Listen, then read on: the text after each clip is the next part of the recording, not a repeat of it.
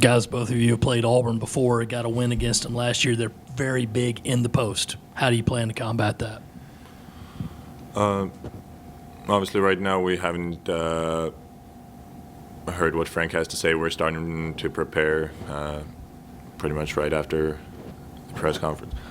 But the plan stays the same, as in go fight our hearts out, do our best just in all categories. Just stay competitive, stay aggressive. AJ, what have these last couple of weeks been like for you, kind of up and down, and then obviously coming out and playing pretty well against Texas A&M? Just kind of take me through what this last month's been like and kind of your emotions through it all. It's been pretty tough for me. I feel like I haven't been playing my best offensively. Defensively, I've been trying to play my heart out, but I feel like I've been guarding pretty well. Just offensively, just couldn't knock down any shots. And then seeing the ball go in at Texas A&M felt really good for me, for my confidence, and I feel really good right now.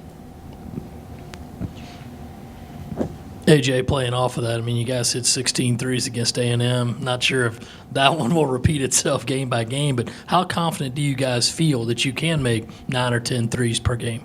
I feel confident because a lot of us been working on our shot, and to see it go in is just a good feeling, and hopefully that just carry on through other games, and we just keep the hot streak going.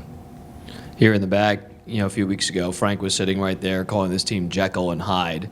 Since he said those comments after the Stetson game, what clicked with you guys to start putting together better performances and now stringing together a few wins?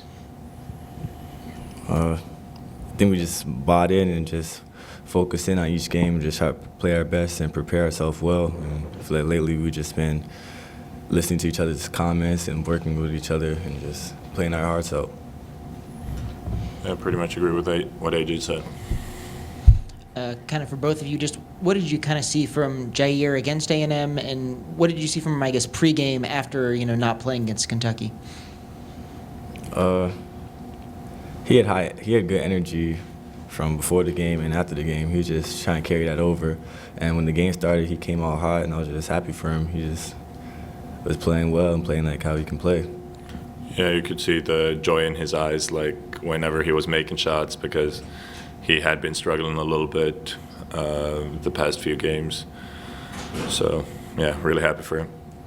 If each of you could answer this one by one, first of all, what do you do on your downtime in terms of free throws? How many shots do you get up on your own, and how many do you have to make, that kind of thing? And also, when you're shooting during the game, what's your personal routine at the free throw line?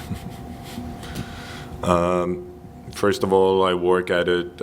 I make sure to get my free throws up after every practice. Whenever my heart rate's up, I try to get in at least a few times a week to get free throws up, get shots up overall. Every time. Usually after practice, around 50. Whenever I get shots up, I make sure I end with getting free throws up. And as far as my routine goes, it's just 2 dribbles with the left, 1 dribble with the right. Just pick it up and shoot it. For me, it's kind of like Maik after practice, I shoot free throws. I try to get about 50 every day. And for my routine, I just dribble once, spin the ball, get the right positioning in my hands, and then I shoot it. Maik, can you speak to the development of Jalen McCreary and Wildens this year, about midway through the season now? How do you feel like they're coming along, and especially Jalen? He's been playing a lot. Yeah, I feel like they're really good. I saw that during the summer. They're really athletic, really physical, really skilled. But the thing that was holding them back more was knowing the plays and knowing the system. And I feel like they're making strides, big strides towards learning that. And I feel like as time goes on, the more they'll be able to contribute. Maik, looking at the steals leaders in the league, you've led this squad in steals just about all season, and everybody else in the top 10 looks more like AJ.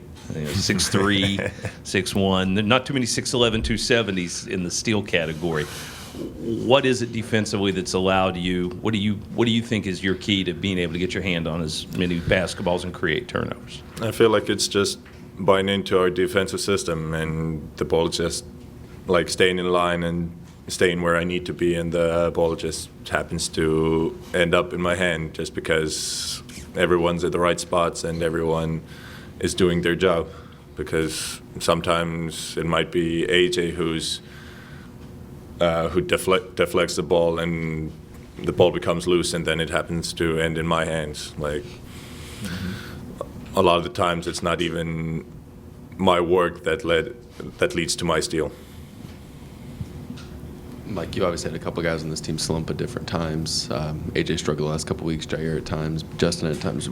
As a senior leader, a guy that's kind of been through the wars, what's your role kind of talking to them, or do you really do anything when guys are kind of maybe not living up to what they hope to live up to? The main thing I try to do is make sure that they keep their heads up, because everyone goes through their ups and downs. I know because I've had my downs, for sure. And just to keep their heads up and know that if they keep on working, that they'll have good days, and they'll have less of bad days. And I feel like that's my goal as a senior.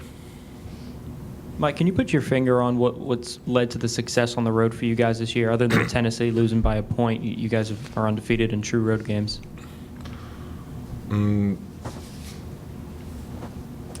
I really don't know. I don't have an answer for you. AJ, maybe?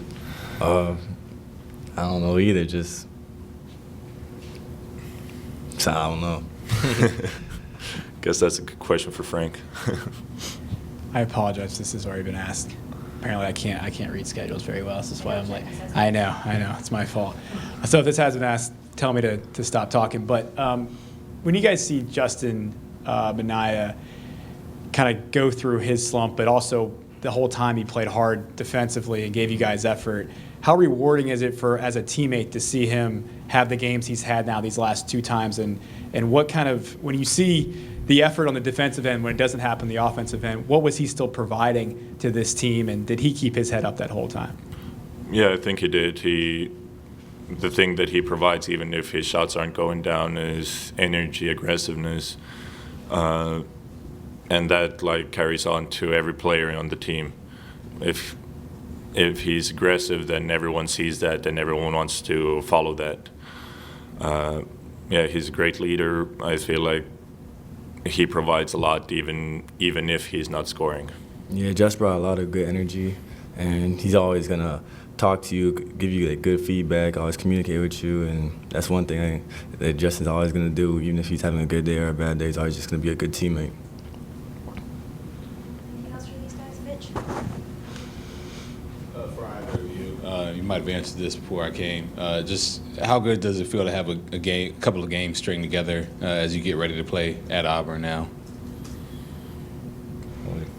It feels good coming off a good road win.